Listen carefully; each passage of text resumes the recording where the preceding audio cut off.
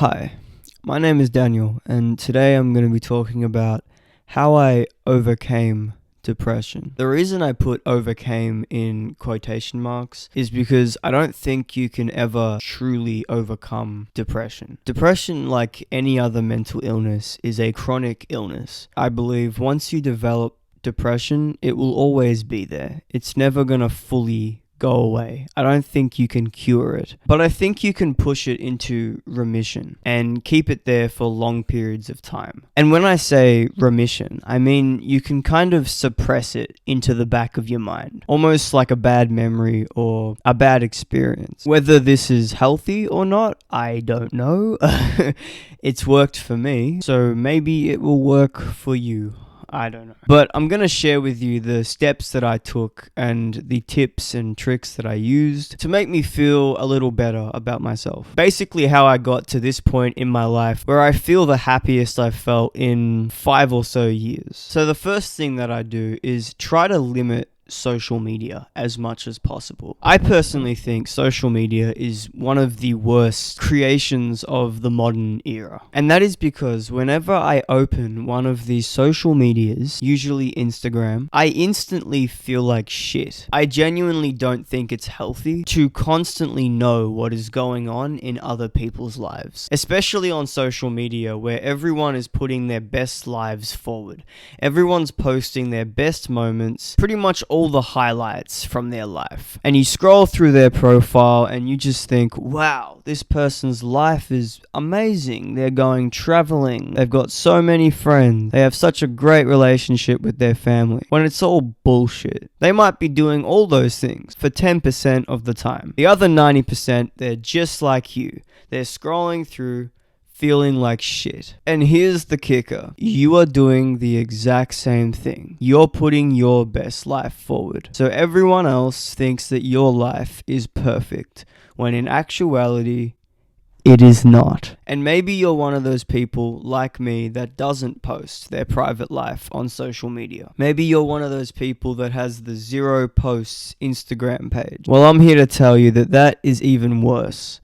Why the fuck are you even on the app at that point? Like, are you okay?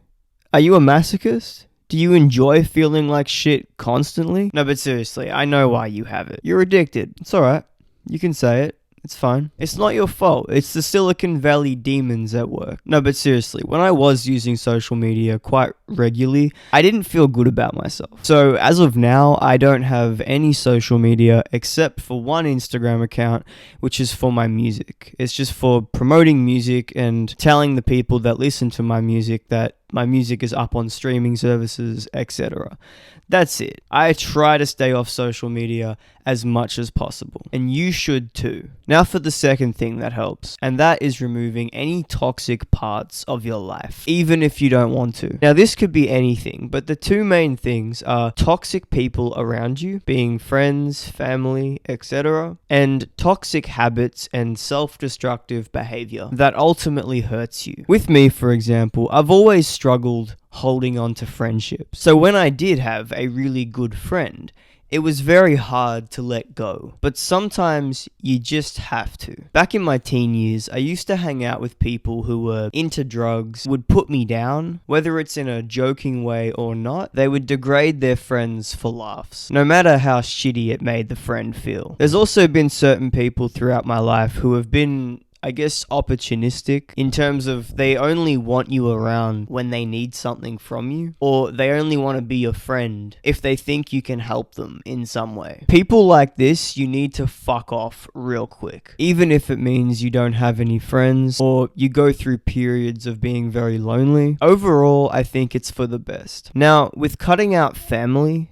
that can be incredibly difficult. My mum and I have had a very strained relationship throughout my life. And when I was 16, I decided to cut contact with her. I went to live with my dad and we didn't really talk for about 4 or 5 years. Now, I'm not going to go into why I decided to cut her out of my life, but essentially it boils down to there were things going on at the time that were very strenuous on my family and me, and my mum was to blame for a lot of it, if that makes sense. And I will admit, cutting her out of my life significantly helped me. And because she was my mum, I did miss her, but overall, I think it was for the best. Now, recently, I have made contact again, which I have only done because just recently I have felt a lot better about myself, and I'm in a stable position where I can deal with rekindling our relationship. But cutting out family can be very, very hard, and if you don't want to do that, I fully get it, even if they are negatively impacting your life. Now for the self-destructive behavior. This constitutes anything that, whether it's fun in the moment or fun in the long term even, will negatively impact your life. Whether it be binge drinking, playing video games too much, overspending is a big one that a lot of people don't seem to realize is negatively impacting them. Basically cut out or cut down any activity that will negatively impact you in the future. Now, this doesn't mean you don't have to have fun. I'm not saying that. I'm not saying you just stay home and do nothing. But if you do it way too much, I think it can subconsciously eat away at you, almost acting like a silent killer of sorts. Now for the third thing that helps me. And that's finding a hobby that not only brings you joy, but also gives you a sense of accomplishment. For some people, this might be going to the gym, because not only do a lot of people enjoy going to the gym, but they also feel a sense of accomplishment watching their body grow into what they want their body to look like. Pretty much anything that is physical and or creative is a great lane to go down. For example, I love to make music. I've been doing it for years and years now, and I have slowly seen my skills progress, and I've gotten better and better and better at what I do. And it gives me a real sense of accomplishment when I look back at the old songs I made and look at how far I've actually come. Now for the fourth thing, and that's setting goals. I think a lot of people underestimate how important setting goals actually is. Now these could be personal goals, career goals, goals linked to the hobby that I mentioned before. I think one big thing that can contribute to worsening depression is walking through life aimlessly. Just going through the motions, not really having any goals, not having any ambitions, basically not having anything exciting to wake up for in the morning. There's this quote from this game called The Last of Us that I really love. Right at the end of the game, the main character Joel says, "You gotta keep finding something to fight for," which is basically how he survived in the apocalypse. Just constantly finding something to fight for. Well, I think that quote rings very true for life in general.